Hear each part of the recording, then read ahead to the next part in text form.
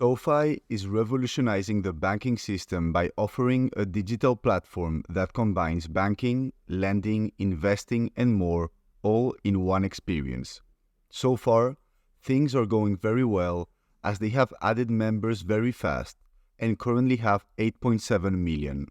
Revenue is also growing rapidly, and they are adding tons of new products. However, the stock hasn't performed in the past 5 years, but it is up 41% in the past month, mainly because they announced a $2 billion deal with Fortress Investments.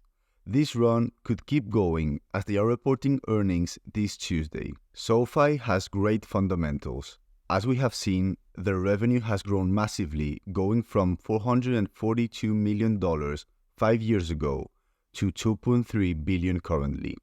They achieved profitability 3 quarters ago, and they are expected to make 4 cents per share and $633 million in revenue, which probably will be more as they have beaten expectations every single quarter. Moreover, they have a great balance sheet as they have $2 billion in debt but $3 billion in cash, and they are currently selling for a price to sales of 4.6, which doesn't seem nor expensive nor cheap for such a fast-growing company. However, in order to take a deeper look at the valuation, I used my Google Sheet, which tells me at what price you should buy a stock based on the assumptions about the future of the company that you put in.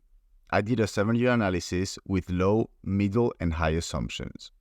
As you can see, the intrinsic value for Sofi, according to my discounted cash flow and net income, is between $5 and $39 per share.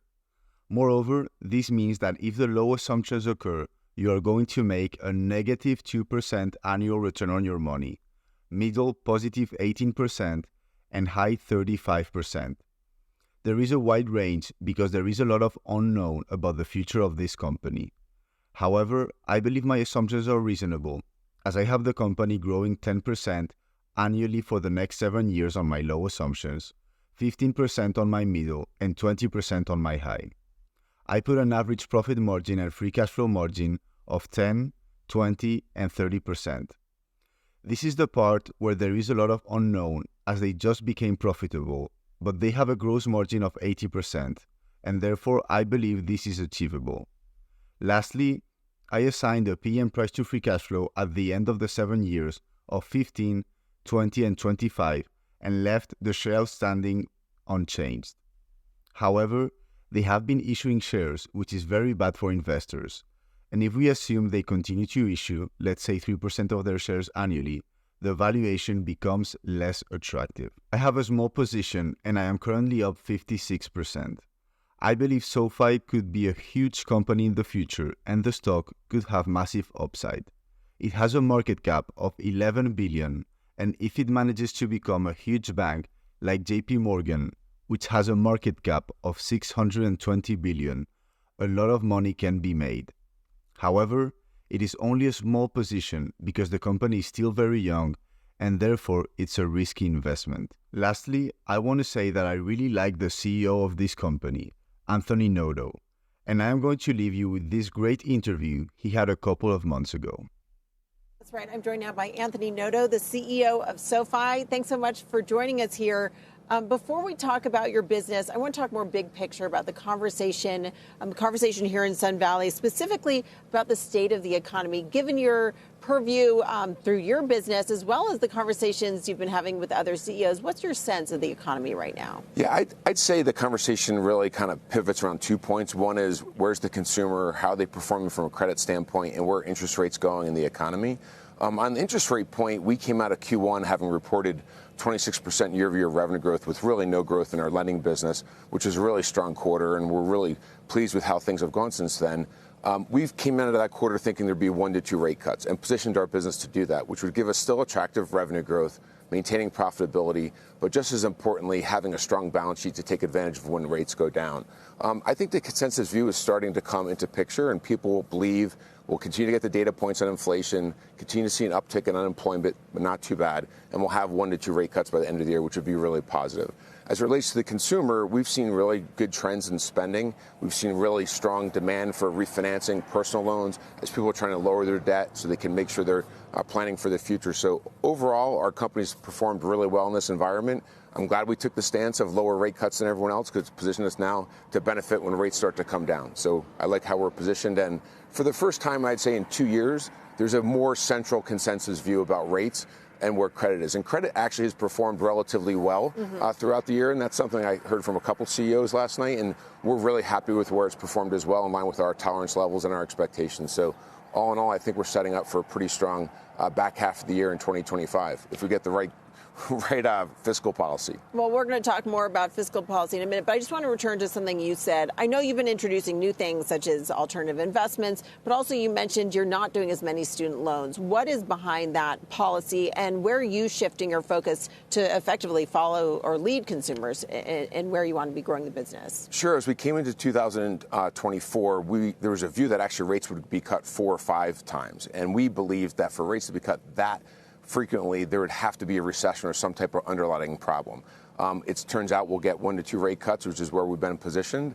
And as we thought about the environment and thought about how much we invested in our financial services business, our SoFi Money product, our SoFi Invest product, our credit card product, as well as our technology platform, we had an opportunity to drive really strong growth there at 50% and really pull back in the lending business to be more conservative, to wait to see where the economy shakes out, where interest rates shake out. And now we're coming into a picture where that's a lot clearer. So we've delivered really strong growth without really using the lending business to help drive it. And now we're in a position where, as we go into 2025, to use both.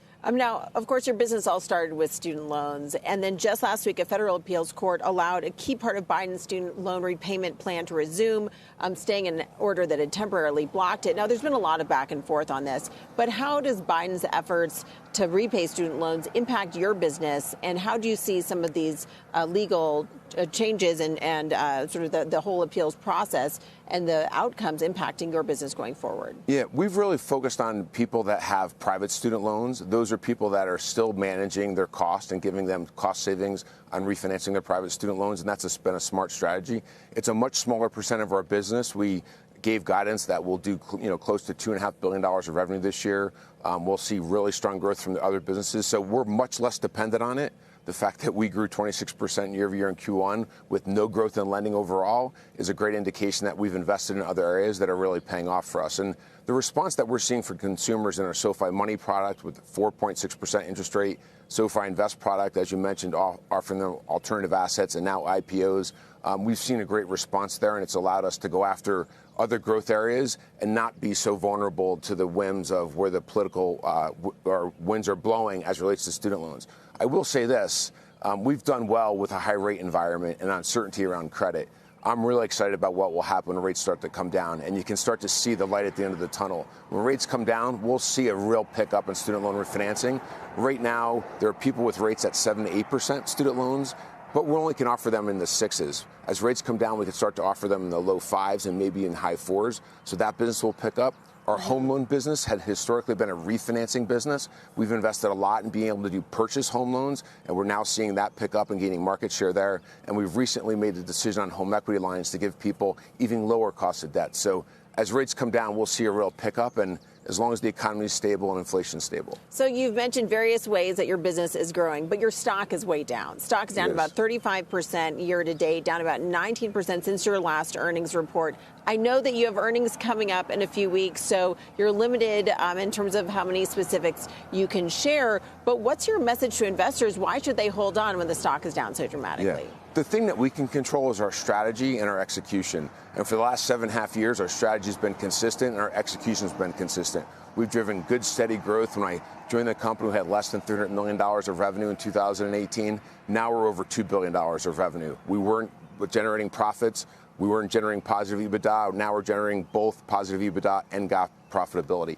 So I'm really pleased with what we're doing. In terms of the stock, I'm equally disappointed. I'm a big investor. Our employees are large investors. What we've seen and what we believe is happening is that the group of fintech companies that have credit exposure has been really hit hard. And they've been hit hard because of the uncertainty around interest rates. When will interest rates peak? And when will credit peak? And as I mentioned, we're really pleased with where credit's performed. We expected it to pick up a little bit, but it's within our tolerance levels. So good sign there. And as I mentioned, 1 to 2 rate cuts would be welcomed and moving in the right direction. And what about AI? Will SoFi be the one to bring AI to retail banking, and will that really accelerate your results? Yeah, there's a whole spectrum of technologies that we use every day to ensure that our product is safe, it's reliable, and we can be a trusted partner.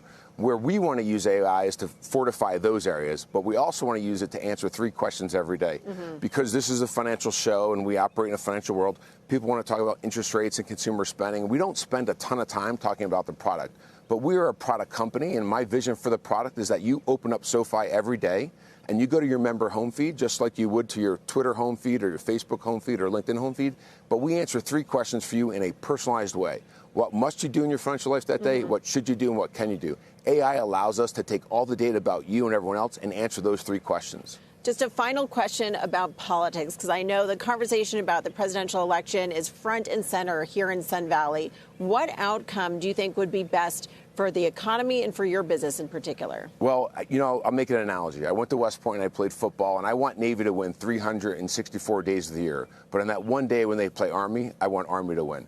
And so I'd be lying to you and being, less than disingenuous if I didn't say our business would benefit from a Republican administration. There's more capital markets activity. There's more M&A activity. I want our country to be very strong and vibrant. And on one particular day, I'll be rooting for one particular party.